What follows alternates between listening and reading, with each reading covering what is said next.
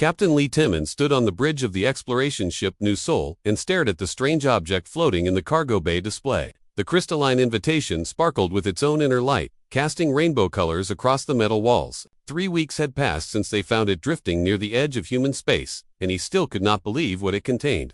"Captain, the translation is complete," said Communications Officer Park Minji, her fingers dancing across the holographic display. "The message is definitely meant for us." Taemin walked over to her station and looked at the translated text. The words seemed too good to be true. An alien empire called the Velkaron had sent them a formal invitation to attend a royal wedding. Not just any wedding, but the marriage of Prince Kalen to Lady Nestra, which would unite two powerful alien civilizations. They specifically asked for the honored representatives of the young species called humans. Mingi continued, her voice filled with excitement. "This could be the breakthrough we've been hoping for." Chief Engineer Kim Do-yeon looked up from his console where he had been studying the crystal's construction. "Captain, this thing is incredible. The technology used to create it is at least 50 years ahead of anything we have. The crystal itself stores and processes information in ways our computers can't even understand." Dr. Choi Yuna, the ship's medical officer, joined them on the bridge. She had been analyzing the energy patterns the crystal gave off. "The interesting thing is that the invitation arrived just as we finished our deep space survey mission. Someone has been watching us, tracking our movements across this sector." Taemin nodded thoughtfully. Humanity had been exploring space for only 20 years, since they developed faster-than-light travel. In all that time, they had found empty worlds, ancient ruins, and signs that intelligent life existed somewhere among the stars. But they had never made actual contact with a living alien civilization. "What do we know about these Velkarons?" he asked. Minji pulled up her research files. "The crystal contains basic information about them. They're an old civilization, thousands of years ahead of us in technology and culture. Their empire spans dozens of star systems. The wedding is taking place at their capital world Ethros, which is built inside the ring system of a gas giant, and they want us there as guests." Do-yeon asked, still amazed by the idea. "According to the message, yes. They say they've been observing younger species throughout the galaxy and want to meet us properly. The wedding provides a perfect opportunity for formal first contact." Taemin felt his heart racing. This was what every human explorer dreamed of. Real contact with an advanced alien species, a chance to prove that humanity deserved a place among the stars. But it was also terrifying. One wrong move could ruin everything. "How long do we have to prepare?" he asked. "The wedding takes place in 6 weeks, Minji replied. "The crystal includes star charts showing us the route to Ethros. It's a journey of about 3 weeks at maximum speed." Taemin looked around at his crew. All of them were young, barely 30 years old, chosen for this mission because of their skills and adaptability. None of them had ever imagined they would be the first humans to attend an alien wedding. "Dr. Choi, what are the risks?" he asked. Yuna consulted her medical scanner. "The crystal includes atmospheric and environmental data for Ethros. The air is breathable for humans, though we'll need supplements for some trace elements. Gravity is slightly higher than Earth normal, but manageable. The bigger concern is biological compatibility. We don't know how our immune systems will react to alien microorganisms." "What about cultural risks?" Taemin asked. Mingi frowned as she scrolled through more of the translated information. "That's harder to assess. The Velkarons seem to be peaceful, and they've gone to great lengths to make this invitation welcoming.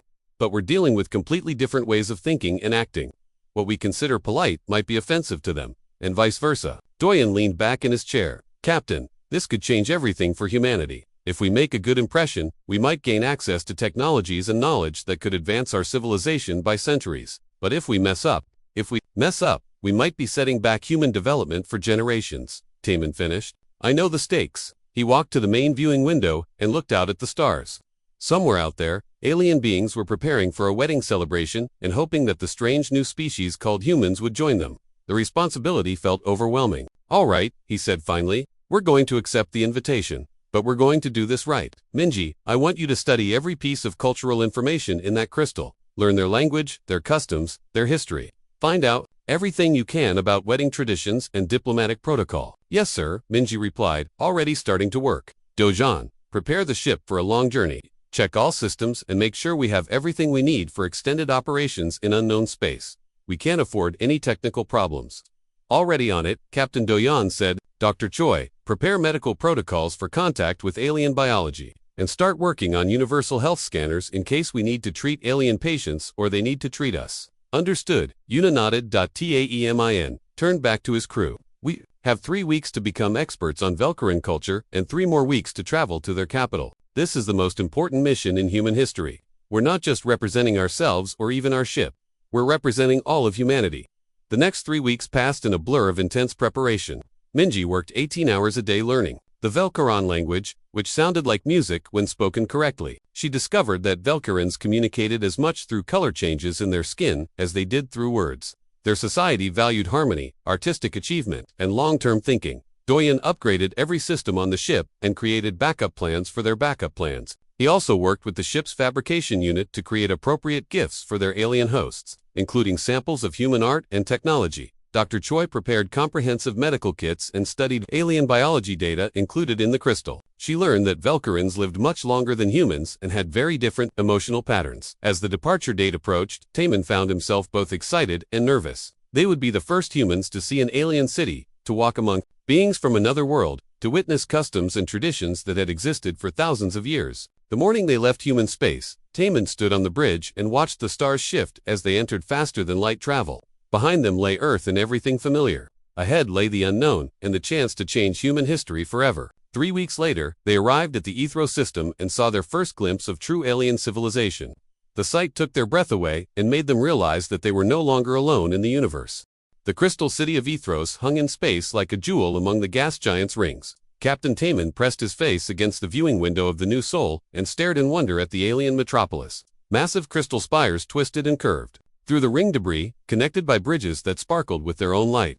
Ships from dozens of different worlds moved between the structures like glowing insects. "Captain, we're receiving docking instructions," Communications Officer Park Mingi announced. Her voice carried a mixture of excitement and nervousness that everyone on the bridge shared. "Follow their guidance exactly," Taemin replied. "We don't want our first impression to be a collision with their docking bay."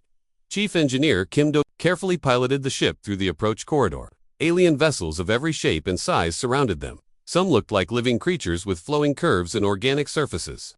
Others appeared to be built from pure energy contained in geometric patterns. A few resembled Earth ships but with strange additions that defied human understanding of physics. "Look at that one." Dr. Choi Yuna pointed to a ship that seemed to be made of liquid metal flowing in impossible directions. "How does it even stay together? Advanced technology we can't begin to understand," Doyen muttered as he focused on the docking procedure. Just like everything else here, the new Sol settled into its assigned berth with a gentle bump. Through the docking tube came their first glimpse of actual Velcaran beings. Taemin felt his breath catch as he watched the elegant aliens glide toward their ship. The Velcarans were tall and graceful, standing nearly 7 feet in height. Their skin had a pearl-like quality that shifted through subtle colors as they moved. Their faces were more angular than human faces, with large eyes that seemed to hold ancient wisdom. They wore flowing robes that moved as if blown by an wind. The leader of the greeting party stepped forward as the airlock opened. His skin showed patterns of gold and blue that Mingi had learned indicated formal welcome and great honor. "Greetings, honored representatives of humanity," he said in accented but clear English. "I am Thane Korvik, Royal Protocol Master. King Valdris himself has sent me to welcome you to our world." Taemin stepped forward and bowed in the manner Mingi had taught him. "Thank you for your gracious invitation. I am Captain Lee Taemin of the human vessel New Sol. We are honored to attend this celebration." Korvik's skin brightened with what appeared to be pleasure. "The honor is ours, Captain. Never before has such a young species traveled so far to witness a royal union. Your journey speaks well of human character." As they were escorted through the crystal corridors of Ethros, Taemin marveled at the alien architecture. The walls seemed to grow rather than being built, forming organic curves and impossible angles. Light flowed through the crystal-like water, providing illumination without any visible source. "Your translation devices work well," Korvik commented as they walked. "Though I must warn you that during the ceremony itself, we will use the ancient ceremonial language. It is more formal and precise than common Velcaran. Our communications officer has studied your language extensively," Taemin replied, gesturing to Mingi. "She assures me we will be able to follow the proceedings." They were given quarters in the royal guest wing, rooms that adjusted their shape and lighting to human preferences. Korvik explained that Princess Seiya, the king's daughter, would serve as their cultural guide during their stay. Princess Seiya arrived that evening, and Taemin was struck by her grace and intelligence. Her skin showed patterns of silver and green that indicated curiosity and welcome. She spoke perfect English and asked thoughtful questions about human culture and society. "I have studied the information our scouts gathered about your species," she said as they shared a meal of foods adapted for human consumption. "Humans seem to value individual choice very highly. This is different from our way, where harmony and collective decision-making guide our actions. Both approaches have their strengths," Taemin replied diplomatically. "We're eager to learn about your traditions." Seiya's skin flickered with what looked like approval. "Tomorrow, you will see our greatest tradition, the Royal Union Ceremony.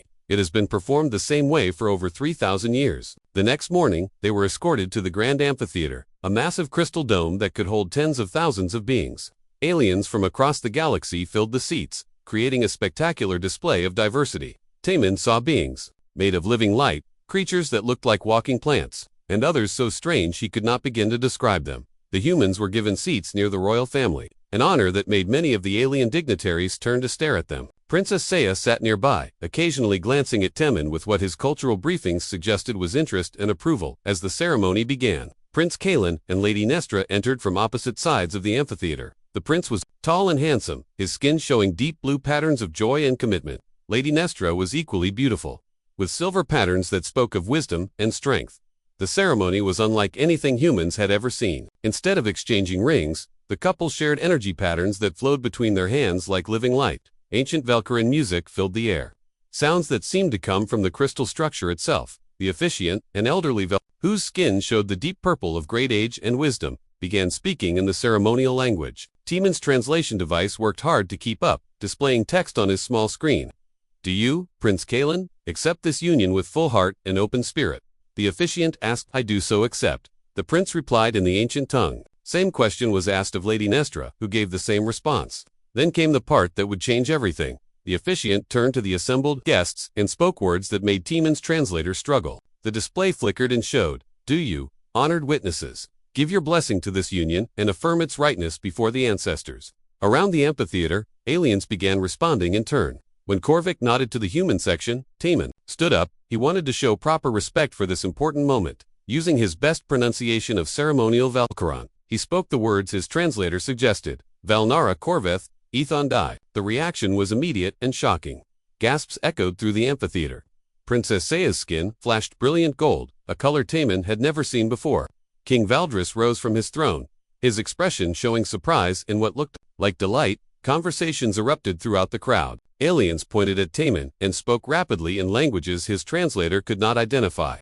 Prince Kalen and Lady Nestra looked confused, unsure whether to continue their ceremony. Captain, Dr. Choi Yuna whispered urgently, something's wrong. Everyone's staring at us. Minji frantically worked on her translation device, trying to understand what had happened. Her face went pale as the results appeared on her screen. Oh no, she breathed. Captain, we have a problem. A big problem. What did I say wrong? Taman asked, feeling his heart sink as he realized their mission might already be ruined. You didn't say you gave your blessing to the Union, Minji replied, her voice shaking. The ceremonial language is more complex than our software understood. What you actually said was, she paused, unable to believe the translation herself. What did I say? Taman demanded. You said I formally request to join this union as a partner, Minji whispered. Captain, according to Valkyran law, you just asked to marry Princess Seiya. The amphitheater fell silent as King Valdris stepped forward, his skin showing the deep gold patterns of formal pronouncement. When he spoke, his words would seal Teeman's fate and change the course of human history. By the ancient laws of our people, the king announced in a voice that carried throughout the crystal dome, a request made during a royal union ceremony cannot be refused. Captain Lee Temin, of humanity, your request is accepted. You are now bound in marriage to my daughter, Princess Seiya. Taman felt the weight of an entire galaxy watching as he realized that a simple translation error had just made him the most married man in human history. The Royal Council chamber buzzed with tension as alien dignitaries from across the galaxy argued in dozens of different languages. Captain Temin sat at a crystal table that seemed to grow from the floor itself, trying to understand how a simple translation error had turned into a diplomatic crisis that could affect the entire sector of space. King Valdris raised his hand for silence, and the room gradually quieted. His skin showed deep purple patterns that Princess Seiya had explained meant serious concern, mixed with determination to find a solution. Honored guests, the king began, his voice carrying the weight of ancient authority. We face an unprecedented situation. The human captain has invoked the law of royal union binding, whether by accident or design. Our laws are clear on this matter. Elder Thane Corfus, keeper of Valkyrian traditions, stood up slowly. His skin was so old it had turned almost silver, and when he spoke, everyone listened with respect. The law of royal union binding has existed for over 4,000 years. He said in a voice that sounded like wind through crystal caves. It states that any formal request made during a royal ceremony is blessed by our ancestors and must be honored. The bond cannot be broken for one full cycle of our 3 moons. Communications officer Park Mingi quickly calculated in her head, that's about 6 Earth months. She whispered to Dr. Choi Yuna. Ambassador Drex of the Thuros Consortium slammed his scaled fist on the table. The reptilian alien's crest flared with anger as he spoke in harsh, clipped tones.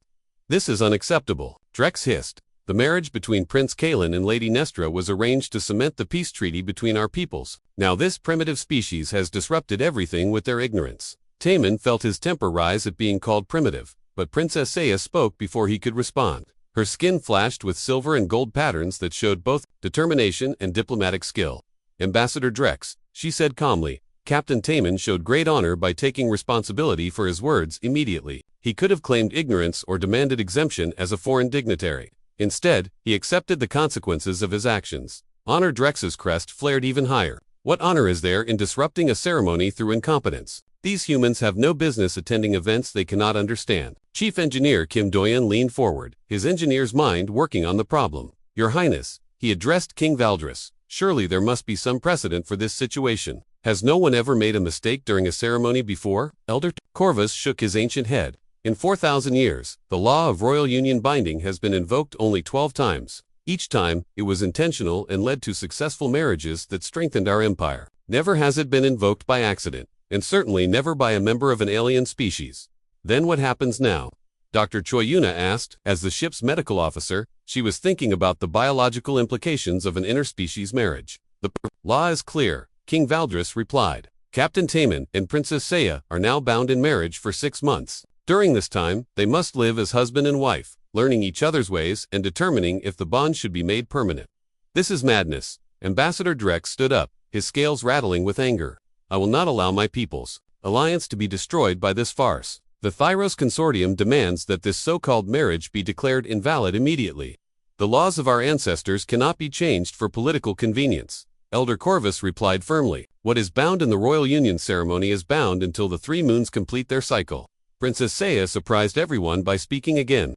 "I accept this binding willingly," she said, her skin showing the deep blue of formal commitment. "Captain Taman may have spoken in error, but his words were heard by our ancestors. I believe there is wisdom in honoring this union, even if it began by mistake." Taman stared at her in amazement. Here was an alien princess willing to sacrifice 6 months of her life to honor a law that protected his accidental mistake. Her grace and dignity in this impossible situation impressed him more than all the crystal cities and advanced technology he had seen. "Princess," he said carefully, "I don't want you to be trapped by my error. If there's any way to dissolve this marriage without dishonoring your laws, I'm willing to accept any consequences." Saya's skin flickered with patterns that looked almost like a smile. "Captain, you misunderstand our ways. Marriage among my people is not a trap but a partnership. For 6 months, we will learn from each other. Perhaps we will discover that the ancestors guided your words for reasons we cannot yet see." Ambassador Drex made a sound like an angry snake. "Romantic nonsense. This marriage threatens the stability of our entire region. If the Velcaron Empire honors this binding, the Thyros Consortium will consider it an act of hostility toward our legitimate alliance." "Are you threatening us, Ambassador?" King Valdris asked, his skin showing dangerous red patterns for the first time. "I am stating facts," Drex replied coldly. "Our trade agreements, our mutual defense pacts, our shared colonies, all depend on the marriage alliance between Prince Kalen and Lady Nestra. If that alliance is weakened by this human interference, there will be consequences." Prince Kalen, who had been silent throughout the discussion, finally spoke. "Ambassador, my marriage to Lady Nestra proceeded as planned. We are bound as husband and wife. My sister's marriage to Captain Taman does not change our alliance. It changes everything." Drex snapped. "How can we trust a royal house that allows aliens to manipulate their ceremonies? How can we believe in Velcaran stability when their laws can be invoked by accident?" Lady Nestra, Prince Kellen's new wife, placed a calming hand on her husband's arm. "Perhaps," she said in a voice like musical crystal, "this is an opportunity rather than a crisis. If Captain Taman and Princess Saya can build a successful marriage between their species, it might serve as a model for greater cooperation between all our peoples. Cooperation with primitives who cannot even operate their own translation devices." Drex's contempt was obvious. That was too much for Taman. He stood up, meeting the ambassador's hostile gaze directly. "Ambassador Drex," he said in a voice that carried all the authority of his rank, "humanity may be young compared to your species, but we are not primitive. We traveled across unknown space to honor an invitation from strangers. We came in peace, bearing gifts and friendship. If our translation technology failed, it was because we were trying to show respect for your languages and customs." "Your respect has caused chaos," Drex replied. "Our respect has revealed the truth about your character," Temin shot back. "A truly advanced species would seek to understand and help, rather than condemn and threaten." The chamber fell silent as Human and Thyros stared at each other across the crystal table. Finally, King Valdris spoke. "The decision is made," he announced. "Captain Taman and Princess Seiya will remain married for 6 months, as our law requires. During this time, we will evaluate the situation and determine the best path forward for all our peoples." Ambassador Drex gathered his robes around him like armor. "The Thyros Consortium will remember this insult. Our ships will monitor this system closely to ensure no further disruptions occur." As the Thyros delegation stormed out of the chamber, Princess Seiya moved closer to Taman. "Well, husband," she said softly, her skin showing patterns of gentle humor, "it seems we have 6 months to either save or destroy galactic diplomacy. I hope you're ready for an interesting marriage." Taman looked at this remarkable alien woman, who had just become his wife, and realized that his life had just become far more complicated than any space captain had ever imagined. 3 weeks had passed since the diplomatic crisis began, and Captain Taman found himself living in the royal palace of Ethros, learning what it meant to be married to an alien princess. Princess Seiya had proven to be nothing like what he expected from royalty. She was brilliant, speaking 12 different galactic languages and holding advanced degrees in subjects humans were only beginning to understand. "The memory crystals store our entire history," Seiya explained as she led Taman through the vast library chambers. "Every important event, every discovery, every work of art created by our people for the past 10,000 years is preserved here." Taman stared in wonder at the thousands of crystal formations that lined the walls. Each one pulsed with soft light, containing more information than all the libraries on Earth combined. "How do you access the memories?" he asked. Seiya placed her hand on one of the larger crystals, and her skin began to glow with the same light. "We connect directly through touch. The crystals respond to our neural patterns and share their knowledge with us." "Can humans use them?" Taman reached toward the crystal, but stopped before touching it. "We don't know," Seiya admitted. "You're the first human to visit our library. Perhaps we could try a simple connection with one of the basic crystals." Before Taman could respond, alarms began ringing throughout the palace. Seiya's skin immediately shifted to deep red patterns that indicated danger and alarm. "What's happening?" Taman asked, as palace guards rushed past them. "An attack," Seiya replied, already moving toward the nearest communication panel. "Someone is trying to breach the palace defenses." Communications Officer Park Mingi's voice crackled through Taman's personal communicator. "Captain, we're detecting armed ships approaching the palace. They're not showing any identification signals." "Ships?" Taman asked. "Negative, sir. These are smaller, faster vessels. Unknown configuration." King Valdris appeared on the communication screen, his skin showing the dark purple of extreme concern. "All guests must move to the secure chambers immediately. We are under attack by unknown forces." As they hurried through the crystal corridors, Seiya explained what she knew. "There have been rumors of a group that opposes any contact between our species and younger civilizations. They call themselves the Purity Alliance. They're targeting us because of the marriage." Taman asked. "They're targeting anyone who threatens their vision of galactic order," Seiya replied grimly. They reached the secure chambers just as the first explosions rocked the palace. Through the crystal walls, they could see small fighter ships firing energy weapons at the defensive barriers surrounding the royal complex. Chief Engineer Kim Do-yeon and Dr. Choi Yuna were already in the chambers with the other wedding guests. Prince Kalen and Lady Nestra stood near the center of the room, coordinating the defense with their military advisors. Captain Do-yeon called out, "The new Soul is safe in its docking bay. But these attackers are specifically targeting the areas where humans are staying." Dr. Choi Yuna looked up from her medical scanner. "I'm reading at least 20 ships out there, all focusing their fire on the palace. This isn't a random attack." Through the chaos, Ambassador Drex appeared on the communication screens from his ship in orbit. His scaled face showed what might have been satisfaction. "King Valdris," Drex announced, "the Thyros Consortium warned you that harboring these humans would bring instability to your realm. Perhaps now you will reconsider your position. Are you behind this attack, Ambassador?" King Valdris demanded. "The Thyros Consortium does not engage in terrorist activities," Drex replied coldly. "However, we cannot be responsible for the actions of those who oppose the contamination of galactic culture by primitive species." Taman felt anger rising in his chest. The ambassador's words made it clear that while the Thyros might not have planned this attack, they certainly weren't going to help stop it. "Princess," he said to Seiya, "is there a way to communicate with these attackers?" "Why would you want to talk to them?" she asked. "Because they're here because of me," replied. "Maybe if I surrender myself, they'll leave your people alone." Seiya's skin flashed with patterns Taman had learned indicated strong disagreement. "That would solve nothing and dishonor our marriage bond. We face this threat together." Another explosion shook the palace, this one much closer than the others. Through the crystal walls, they could see that one of the attacking ships had managed to penetrate the outer defenses. "They're inside the palace grounds," Prince Kalen announced, Security teams are moving to intercept. King Valdris appeared in person, having left his command center to check on the guests. His skin showed the deep gold patterns of a ruler making crucial decisions.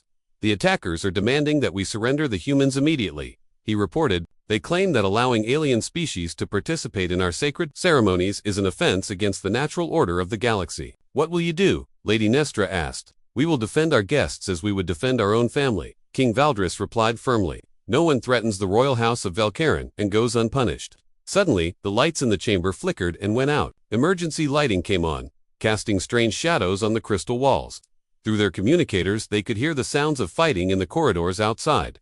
They've penetrated the inner palace, Saya said, her voice remaining calm. Despite the danger, the attackers are highly skilled and well-equipped. Taman made a decision that would change everything. I'm going out there. What? Saya grabbed his arm. That's exactly what they want. No, Taman replied. What they want is to prove that humans are a threat to galactic stability. But what if we prove the opposite? What if we show that humans can help solve problems instead of creating them? Before anyone could stop him, Taman activated his communicator and sent a message on all frequencies. This is Captain Lee Taman of the human vessel, New Soul, he announced. I know you're here because of me. I propose a meeting to discuss your concerns peacefully. Surely, beings advanced enough to organize this attack are intelligent enough to prefer dialogue over violence. The fighting sounds in the corridors gradually stopped. After several minutes of tense silence, a new voice came through the communication system. Captain Taman, the voice was cold and mechanical. You speak of peace while your very presence corrupts ancient traditions. However, we are not without honor. You have 1 hour to present yourself at the main entrance of the palace. Come alone, and we will hear your words before we pass judgment. King Valdris shook his head firmly. Absolutely not. This is obviously a trap. Maybe, Taman admitted, but it's also an opportunity. Princess, you've taught me about your culture and values. Now let me show you something about human culture. Sometimes the best solution to a problem is to walk straight into it. Saya studied his face for a long moment, her skin cycling through patterns of concern, admiration, and something that looked very much like love. If you're determined to do this, she said finally, then you won't go alone. I am your wife, and I will stand beside you. Princess, that's too dangerous, Prince Kalen protested. My brother Saya replied with a smile that showed in her skin patterns as well as her face. You married for duty and found love. Perhaps I married by accident and found courage. Either way, my husband is right.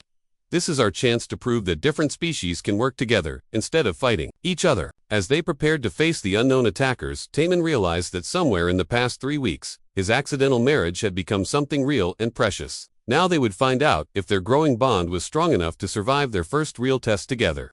Captain Taman and Princess Saya walked through the damaged corridors of the palace toward the main entrance. Behind them, King Valdris and the royal guard followed at a distance, ready to intervene if the meeting went wrong. The crystal walls showed scorch marks from energy weapons, proof that the attackers had been serious about their threat. Are you certain about this plan? Saya asked, as they approached the entrance hall. Her skin showed patterns of concern mixed with trust. No, Taman admitted honestly, but I've learned something important during our time together. Sometimes the best diplomatic solution comes from doing something completely unexpected. They emerged into the main entrance to find 12 figures waiting for them. The attackers wore environmental suits that hid their species, but their weapons and equipment looked more advanced than anything the humans had seen. Their leader stepped forward, removing his helmet to reveal a face that was both familiar and alien. He was Valkaran, but his skin was pale and marked with scars that spoke of genetic modification. His eyes held the cold light of fanatical belief. I am Commander Vex of the Purity Alliance, he announced in a voice that carried no warmth. I was once Valkaran, before I learned the truth about the corruption spreading through our galaxy. What truth is that? Saya asked, her diplomatic training evident in her calm tone. That mixing between species weakens us all, Vex replied. For millions of years, each race developed along its own path, becoming strong and pure. Now, species, like these humans, seek to dilute our achievements with their primitive ways. Taman stepped forward. Commander, what if you're wrong? What if cooperation between species makes us all stronger instead of weaker? Vex laughed harshly. Look around you, human. Your presence here has already caused a diplomatic crisis that threatens war between the Valkaran Empire and the Consortium. This is the chaos your kind brings wherever you go. Actually, Taman replied, I think the crisis reveals something different. It shows that some beings care more about maintaining power than building understanding. You speak in riddles, Vex said impatiently. Then let me be clear, Taman continued. You've organized this attack to prove that humans are dangerous to galactic stability. But your attack is the only real danger I see here. You're using violence to prevent peace. Peace between species is impossible, Vex declared. The differences are too great, better to maintain proper separation than to create the conflicts that mixing inevitably brings. Princess Seiya moved to stand beside Taman. Commander Vex, you claim that mixing between species creates conflict. Yet here stands a human and a Velcaron who have found harmony despite being married by accident. If we can build understanding in just 3 weeks, what might be possible given more time? Your marriage is a mockery of Velcaron tradition. Vex spat. Our marriage honors the deepest Velcaron tradition, Seiya replied firmly. The tradition of honoring one's word and finding wisdom in unexpected places. The ancestors guided my husband's words for a reason. Taman had an idea. It was risky and might not work, but it was typically human in its boldness. Commander, he said, you believe mixing between species is dangerous. I believe cooperation makes us stronger. Rather than fighting about our beliefs, why don't we test them? What do you propose? Vex asked suspiciously. A challenge, Taman replied. Give me a problem that your pure, separated species have been unable to solve. If human methods and cooperation with other species can solve it, will you reconsider your position? Vex's scarred face showed surprise. You would stake your life on such a test. I would stake my marriage on it, Taman replied. If I fail, Princess Seiya and I will dissolve our union, and humans will leave this sector of space permanently. If I succeed, you and your alliance will give cooperation between species a genuine chance. The Purity Alliance commander studied Taman for a long moment. Around the entrance hall, his followers waited for orders while the royal guards remained ready for battle. Very well, Vex said finally. There is indeed a problem that has plagued this sector for decades. The Thyros home system is slowly dying. Their star is becoming unstable, and their scientists predict it will collapse within 50 years. Despite their advanced technology, they have found no solution. This is why they seek expansion and alliances, driven by desperation rather than strength. Taman felt his heart sink. Stellar engineering was far beyond human capabilities. How could humanity solve a problem that had stumped advanced aliens for decades? But then he remembered something Dr. Choi Yuna had mentioned during their journey. A theoretical solution that human scientists had proposed for dying stars. I need to consult with my crew, Taman said. You have 1 hour, Vex replied. If you cannot provide a solution by then, our agreement stands. Taman and Seiya hurried back through the palace to the communication center. Within minutes, he had Dr. Choi Yuna and Chief Engineer Kim Do-yeon connected to the conversation. Yuna, he said urgently, remember that paper you mentioned about stellar rehabilitation using controlled matter injection, the one from the Earth's Space Institute? Dr. Choi Yuna's eyes lit up on the screen. The Nakamura process. Taman, that's purely theoretical. We've never tested it on anything larger than computer simulations. But the theory is sound. Seiya asked, the theory suggests that injecting specific isotopes into a dying star's core could stabilize the fusion process and extend the star's life by millions of years. Yuna explained, but it would require incredible precision and technology we don't possess. What about Velcaron technology? Taman asked. Seiya, your people have mastered energy manipulation on a scale we can barely imagine. Seiya's skin began showing the rapid patterns that indicated intense thought. The crystal matrix technology we use for our cities could theoretically be adapted for stellar engineering. But the calculations would be enormously complex. Could your memory crystals help with the calculations? Do-yeon asked. Possibly, Seiya replied. If we could create a hybrid approach using human theoretical knowledge and Velcaron computational power. They spent the next 40 minutes working frantically. Yuna transmitted the theoretical framework for the Nakamura process while Seiya accessed the palace's most advanced memory crystals. The crystals began processing the human equations with Velcaron computational methods.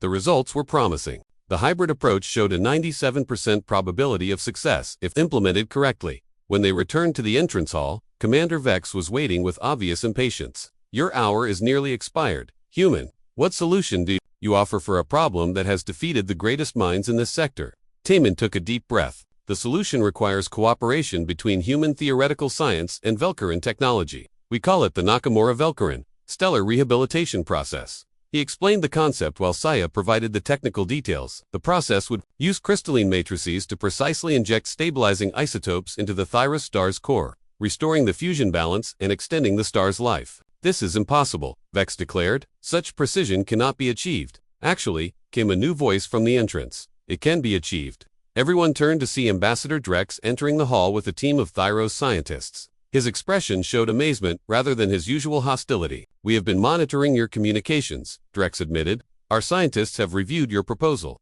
The theoretical framework is brilliant, and the Velcaron technology could indeed provide the precision required. You would trust a human solution? Vex asked in disbelief. I would trust a solution that could save my people's home world. Drex replied, Ambassador Teeman, if this process works, the Thyros Consortium will formally apologize for our earlier hostility. We will also support full diplomatic relations with humanity. Commander Vex looked around the hall at the faces surrounding him. For the first time, his certainty seemed shaken. Even if this works, he said slowly, it proves nothing. One successful cooperation does not justify the chaos of mixing species. Then let's find out, Teeman replied. Give us a chance to prove that cooperation works better than separation. If we're wrong, you can always return to your previous methods. After a long moment, Vex nodded reluctantly. Very well. The Purity Alliance will observe this experiment. If your stellar rehabilitation succeeds, we will consider that cooperation between species may have merit. As the various factions began planning the massive undertaking that would save the Thyros homeworld, Princess Seiya took Teeman's hand. Husband, she said with patterns of pride and love showing clearly in her skin. I think our accidental marriage just became the foundation for a new era of galactic cooperation. Teeman squeezed her hand gently. I think you're right, wife. And I think our 6 months are going to be the beginning of something much longer. For the first time since arriving in alien space, Captain Teeman felt that humanity had truly found its place among the stars. 6 months later, Captain Teeman stood on the observation deck of the newly constructed station orbiting the Thyros home star. Through the transparent aluminum windows, he could see the massive crystalline arrays that had successfully stabilized. The dying sun, the star now burned with steady, healthy light that would continue for millions of years. The final readings confirm it, Dr. Choi Yuna announced from her monitoring station. The Nakamura-Velkaran process has exceeded all expectations. The star is completely stable. Princess Seiya moved to stand beside her husband, her skin showing the deep gold patterns of profound satisfaction. 3 species working together have accomplished what none could achieve alone, she said. Perhaps the ancestors truly did guide your words that day. The observation deck was crowded with representatives from dozens of worlds. Ambassador Drex had become one of their strongest supporters, and even Commander Vex had admitted that cooperation might have more merit than he originally believed. Captain Teeman, King Valdris approached with the formal bearing of a ruler, making an important announcement. The 6-month period required by our ancient laws has ended. You and my daughter are now free to choose whether to make your marriage permanent or to dissolve it with honor. Teeman and Seiya exchanged a look, then needed no translation. Over the past months, their accidental marriage had grown into something real and deep. They had learned each other's languages, shared their cultures, and worked together to build something neither species could have created alone. Your Majesty, Teeman replied formally, Princess Seiya and I choose to make our marriage permanent. We choose to spend our lives building bridges between our peoples. The king's skin flashed with joy. Then let us hold a proper wedding ceremony, one where the translation software works correctly. The laughter that filled the observation deck included voices from 12 different species, all united in celebration of the unlikely couple who had brought them together. Prince Kalen and Lady Nestra had arrived earlier that morning. Along with the crew of the new Seoul Communications Officer, Park Mingi had been promoted to First Officer and would soon receive her own command. Chief Engineer Kim Doyen had been working with Velkaran scientists to design new hybrid technologies that combined human innovation with alien expertise. Captain Mingi said, approaching with a datapad, we've received confirmation from Earth. The Colonial Council has approved the establishment of permanent diplomatic missions in this sector. They're sending Ambassador Kim Hyjin to head the new embassy. And the Galactic Trade Assembly has formally invited humanity to join as full members, Doyen added. Apparently, news of our stellar engineering success has spread throughout known space. Ambassador Drex stepped forward, his scaled features showing something that might have been embarrassment. Captain, I owe you a personal apology. My initial hostility toward your species was based on fear and prejudice. You have proven that cooperation creates strength, not weakness. Thank you, Ambassador, Teeman replied, but the real proof comes from what we build together going forward. Commander Vex had been standing quietly near the windows, watching the stabilized star burn. Finally, he turned to address the group. 6 months ago, I believed that mixing between species could only lead to chaos and conflict. He said slowly, I was prepared to use violence to prevent such mixing. I was wrong. He paused, looking directly at Teeman and Seiya. Your marriage has shown me that differences between species can create strength rather than weakness. The Purity Alliance will disband. Instead, we will form a new organization dedicated to helping species learn to work together safely and respectfully. What will you call this new organization? Seiya asked. The Unity Institute, Vex replied. We will study the best methods for interspecies cooperation and teach them to others. Perhaps we can prevent future conflicts by helping species understand each other before problems arise. As the celebration continued, Teeman found himself thinking about the incredible journey that had brought him to this moment. A simple translation error had led to the most important diplomatic breakthrough in human history. Husband Saya said softly. What are you thinking about? I'm thinking about how much can change in 6 months, Taman replied. When we first arrived here, humanity was alone in the galaxy. Now we're part of something much larger. And what do you think comes next? She asked. Before Taman could answer, an alert chimed through the station's communication system. Minnie checked her datapad and looked up with excitement. Captain, we're receiving a message from the edge of the system. It's from a species we've never encountered before. They're requesting permission to approach and asking specifically to speak with the human Velkaran diplomatic team. Another first contact situation? Doyen asked. Apparently so, Minji replied. And they've heard about our success with stellar engineering. They're asking for help with a different problem in their home system. Taman looked at Saya and saw his own excitement reflected in her skin patterns. Well, wife, it looks like our work is just beginning. Good, Saya replied. With a smile, I was hoping married life wouldn't be boring. As they prepared to meet their newest alien visitors, Taman reflected on how far humanity had come. They had started as curious explorers venturing into unknown space. Now they were valued partners in a growing alliance that spanned the galaxy. The wedding ceremony took place 3 days later in the same crystal amphitheater where their accidental marriage had begun. This time, however, the translation software worked perfectly.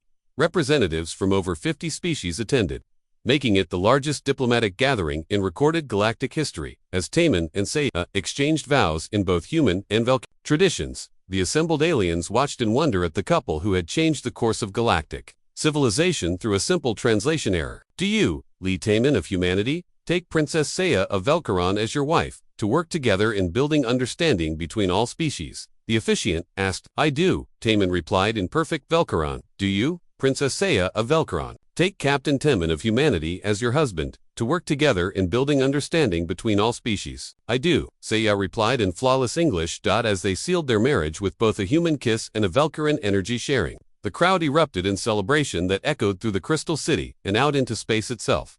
Later, at the reception, Ambassador Drex raised a toast using traditional Thyros honey wine. To Captain Taman and Princess Saya, he announced, who proved that the best diplomatic solutions sometimes come from the most unexpected accidents. May their marriage be the foundation for a new era of cooperation among all species. To the happy couple, the crowd replied in dozens of different languages. As the celebration continued into the night, Taman and Saya stood together on a balcony overlooking the Crystal City. The rings of the gas giant sparkled around them, and ships from countless worlds moved peacefully between the spires. So what now, husband? Saya asked, leaning against his shoulder. Now we explore the galaxy together, Taman replied, wrapping his arms around his alien wife. We help other species learn to cooperate. We build the kind of future our accidental marriage made possible. And we live happily ever after, Saya asked with amusement. We live usefully ever after, Taman corrected, which I think might be even better. As they watched the stars wheel overhead, both of them knew that their greatest adventures were still ahead. They had started as strangers from different worlds, brought together by accident. Now they were partners in the greatest undertaking in galactic history, building a future where all species could work together in peace and mutual respect. The translation error that had made them husband and wife had become the first step toward a new kind of galactic civilization, and it had all started with a simple invitation to an alien wedding. In the end, Captain Lee Taman had attended an alien wedding as a guest and ended up married to the king's daughter. But more importantly, he had helped humanity find its place among the stars, and proved that sometimes the best solutions come from the most unexpected places. Their story would be told for generations across the galaxy, not just as a tale of accidental romance, but as proof that understanding between species was not only possible but essential for the future of all intelligent life in the universe.